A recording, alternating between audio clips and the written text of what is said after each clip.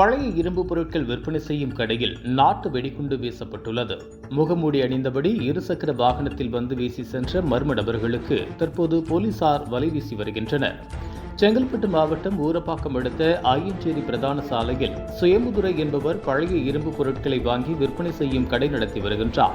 இன்று காலை வழக்கம் போல கடையை திறந்து சுயமுதுரை வியாபாரம் செய்து கொண்டிருந்தார். அப்போது அந்த வழியாக இருசக்கர வாகனத்தில் முகமூடி அணிந்தபடி வந்த 2 மர்ம நபர்கள் சுயமுதுரையின் பழைய இரும்பு பொருட்கள் விற்பனை செய்யும் கடையின் மீது 2 நாட்டு வெடிகுண்டுகளை வீசியுள்ளனர். இதில் ஒரு குண்டு வெடித்து சிதறியதில் கடையில் இருந்த பொருட்கள் சேதமடைந்தது. தொடர்ந்து இந்த சம்பவம் குறித்து கூடுவாஞ்சேரி போலீசாருக்கு தகவல் அளிக்கப்பட்டது. தகவல் அறிந்து சம்பவ இடத்திற்கு வந்த போலீசார் வெடிக்காமல் இருந்த மற்றொரு நாட்டு வெடிகுண்டை கைப்பற்றினர்.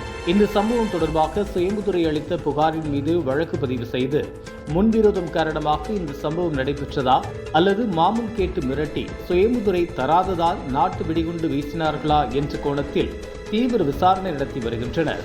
இந்த சம்பவம் அந்த பகுதியில் பெரும் பரபரப்பை ஏற்படுத்தியுள்ளது. இதுபோன்ற உள்ளூர் செய்திகள், மாநில செய்திகள் மற்றும் பயனுள்ள தகவல்களை உடனுக்குடன் தெரிந்து கொள்ள GST ஆன்லைன் மீடியாவை இலவசமாக சப்ஸ்கிரைப் செய்து கொள்ளுங்கள்.